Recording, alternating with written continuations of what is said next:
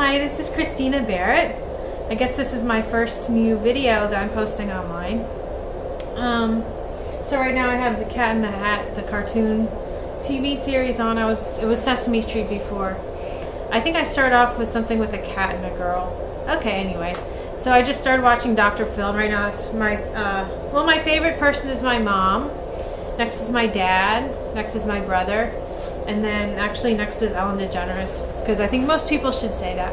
But what I'm interested in right now, he's the person who just seems the most interesting when I see him. I guess you feel kind of sorry for him because he's not like a big deal like Ellen is, but he's still so smart. Like Judge Judy's smart too. I started watching her too. She's a little harsh. I don't know why. I think she's from New York. Most of my family's from Pennsylvania.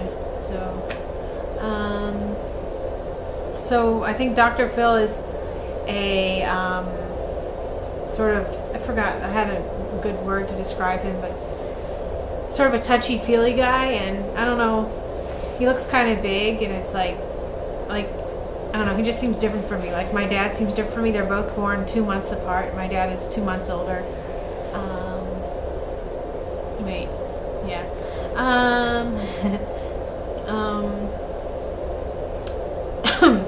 What else? Oh yes, second would be Chris Mann. Well, he's kind of also a first, but I think Ellen's my first. And then also, like you see on my Twitter, I like Bella Thorne, and I have Josh Groban up there and some other people. Chloe Moretz, I like her too.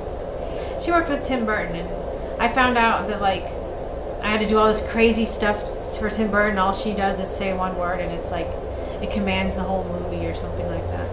And I know if I was in it, it wouldn't be that way. And I saw on The Price is Right yesterday, there was this black lady and there's this attractive girl, maybe in her 30s, and next to her, and the black lady didn't give her any trouble like they give to me just because they can tell my race. Because I'm one of those people who are like kind of like one of those Miss Perfect sort of, best friend type girl sort of. Like, the attractive girls that you see, maybe they're not that interesting, but they're attractive, Like you think fat people are more interesting, and you think skinny people are hot, but then you see the normal people who are kind of skinny, but it's like in between or something. So yeah, I'm really obsessed with Chris Mann. I go online and check out what people write. I don't write all over it, but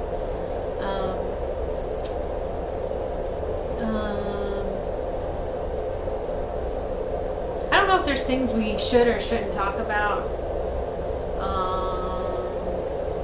I guess I'll just talk about this is probably my big snap. I didn't want to talk about it. I think there's this thing going around with Chris Mann and others, like we're supposed to be standoffish to him because he's married, and I don't know if anybody else is married there, but it's like, I don't know about my parents. Like, I was thinking they're kind of standoffish too. They don't even have any friends. I did though. It's just weird. Maybe he's married young or something. But once someone's married, you can't get as close to them, I guess. But then even before they're married, before they have it together, before they're together,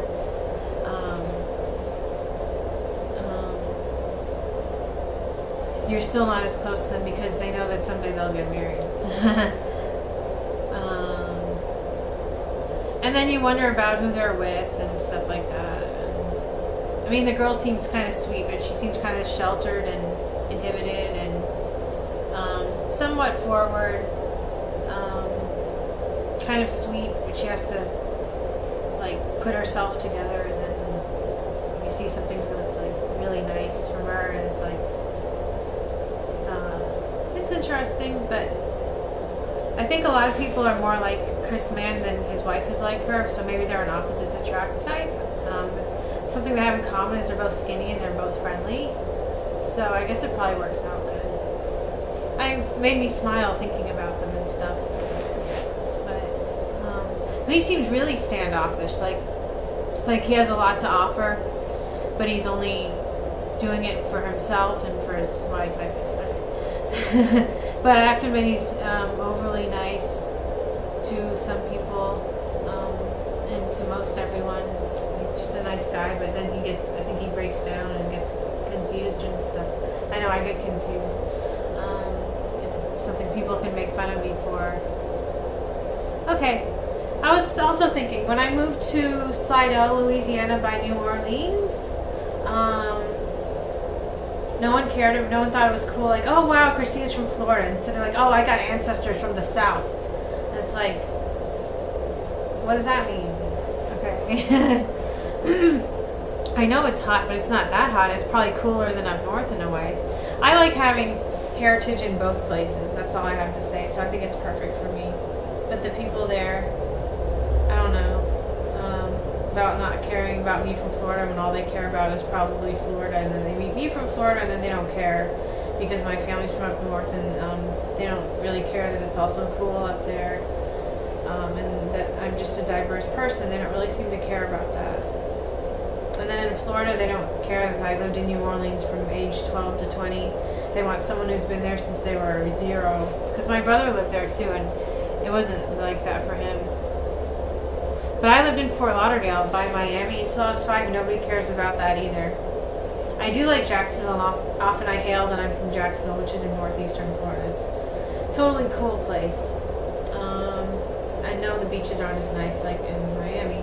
It's not dreamy like that. It's dreamy in a different way. And it's not like the rest of the country.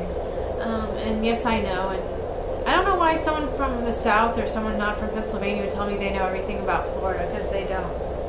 Maybe they can pick up on something, but that's just because their parents are not from Pennsylvania. Because I'm not from Pennsylvania, and I think the people from Pennsylvania care just as much as anybody else. I think it's just some big fight against me.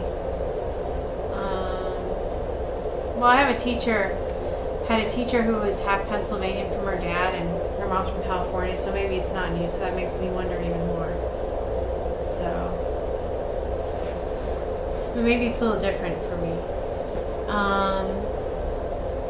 My voice is getting better and better singing. Maybe this talking will help. I wrote out something for Dr. Phil. I guess I'm not much of a talker. I'd have to look at the card to read it. I put it on my website. It's not that interesting. It tells about all my life's problems and stuff. Just a second. Okay.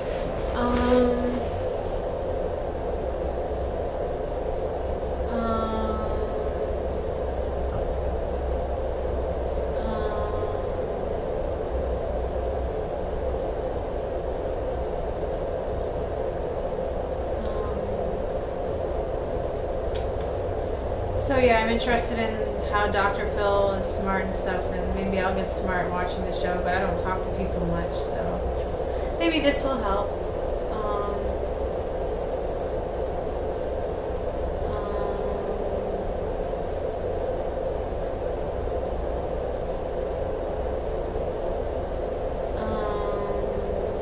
So yeah, I want to make a CD of me singing the part of Christine from The Phantom of the Opera.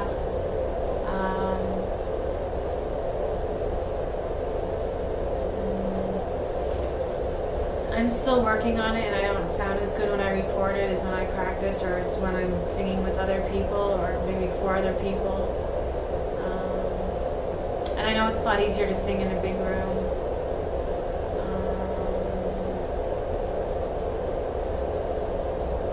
Maybe that's all for now. Okay, bye.